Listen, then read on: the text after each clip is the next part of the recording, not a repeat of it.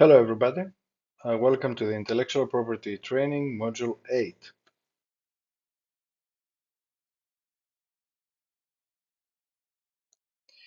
In this module, we will discuss several topics, but we start from the managing intellectual property as a growth strategy for business success portfolio management.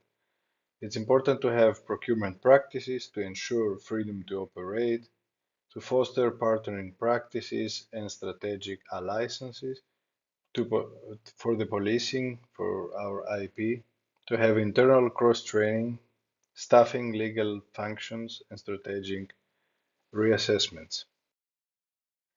The intellectual property management strategies and due diligence has 6 levels of IP management, from level 0 to level 5, with level 0 non-strategy, level 1 defensive, level 2 cost control, level 3 profit center, level 4 integrated, level 5 visionary.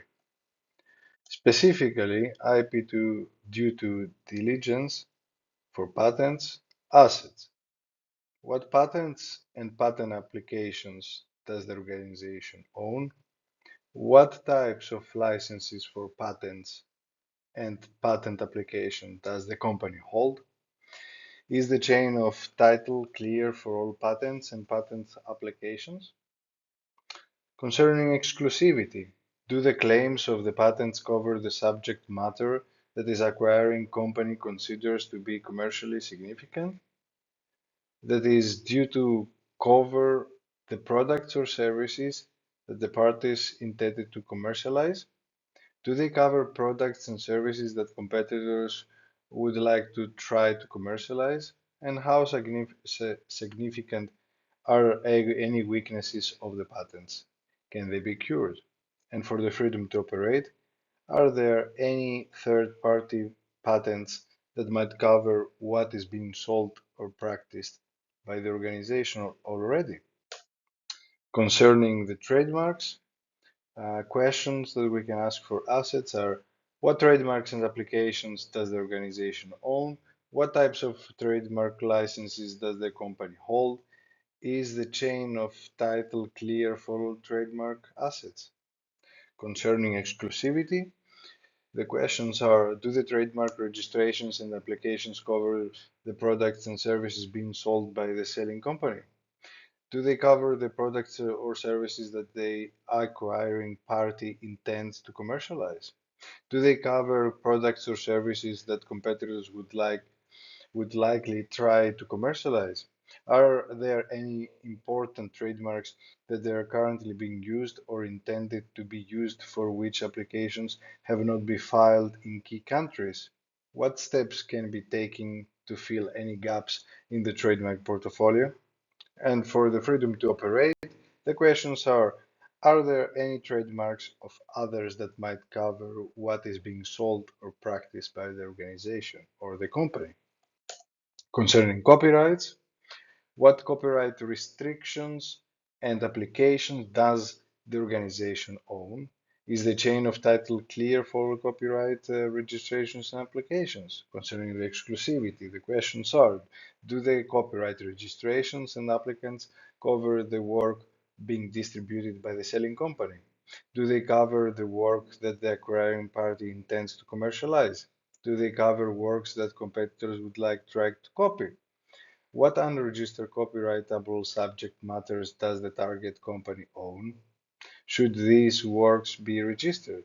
And concerning the freedom to operate, consider ownership right of consultants, independent contractors, employees, former employees, strategic partners, and government agencies in terms of their impact both on exclusivity and freedom to operate. Concerning trade secrets, the assets. For the question, what inventions are being held as trade secrets? It's a question that you must be able to answer for your company. And exclusivity, how is the secrecy of the trade secrets being maintained? What is the policy of the company governing internal use of trade secrets and external disclosure? For the freedom to operate, we can ask, does the company take steps to avoid using trade secrets received from others under confidentiality agreements, and from new employees bringing new information with them from a former employee. If you can answer all these questions, it's very important for the intellectual property protection for your rights. Concerning the university industry cooperation, that many companies are collaborating with universities, uh, innovation and technology transfer is very important. So there is a knowledge exchange, there is a research and development collaboration between the company and the university or the research institution.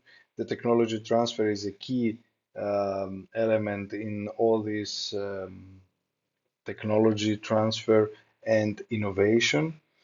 Internship and startup support, industry relevant education and training, really important for the employees as well as the researchers.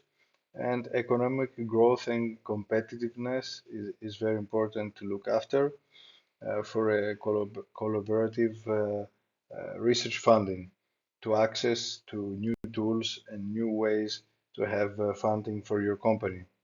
Some general goals for the IP management is very important. It's a goal to obtain and open access to innovation from others, but limit their ability to obtain access from you through an intellectual property right protection.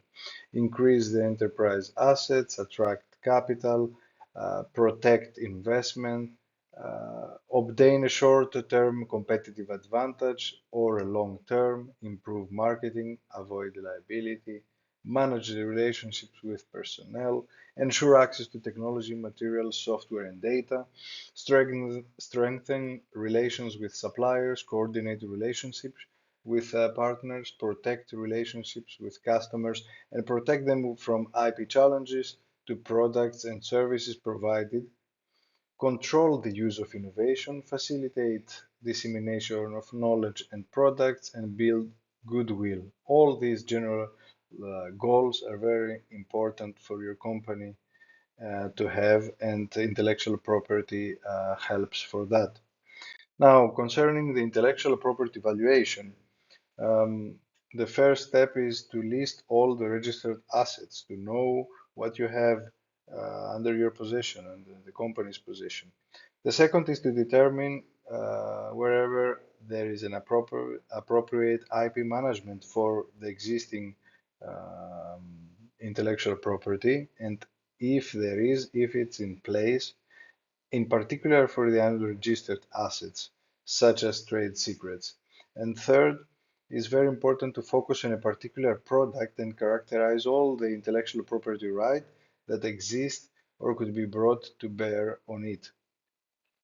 So specifically for patents, after identifying patents and patent applications, the next step is to consider whether the organization has an adequate invention disclosure program in place, and this program includes standards for record keeping, typically in a paper or electronic form, an invention disclosure form to be completed by inventors who believe they have made an invention, an intellectual property review committee report that considers the patentability of the invention disclosures and the value of the inventions to the organization or to outsiders.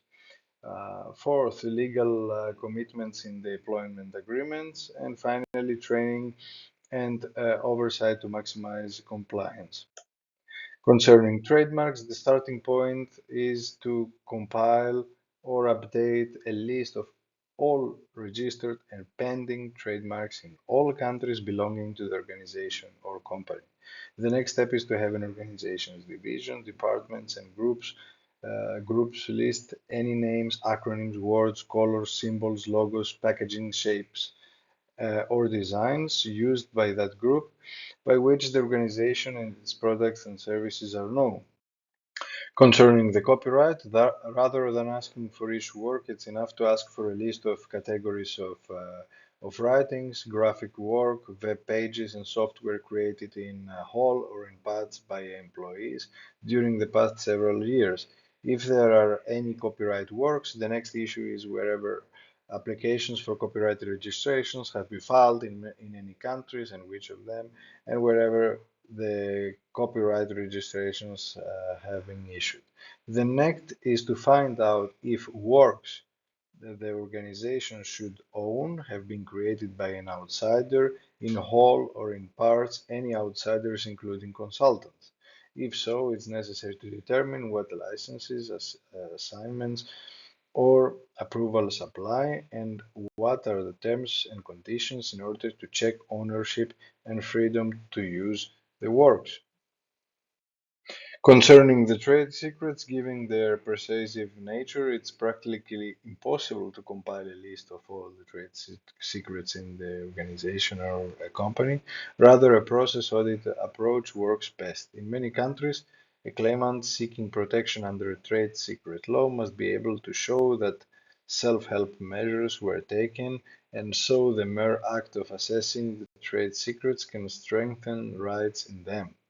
Again, this is why an IP assessment should involve a legal counsel. And last but not least, you can find a list of strategies for the commercial exploitation of the intellectual property, which includes the minimalist, the tight budget, the burning stick, suit of armor and shield, weapons of choice, a thicket, an IP forest, intuition, citadel, bargaining chips, sword and shield, and mutual assured destruction. Thank you very much for your attention, and this is the end of the course. Bye.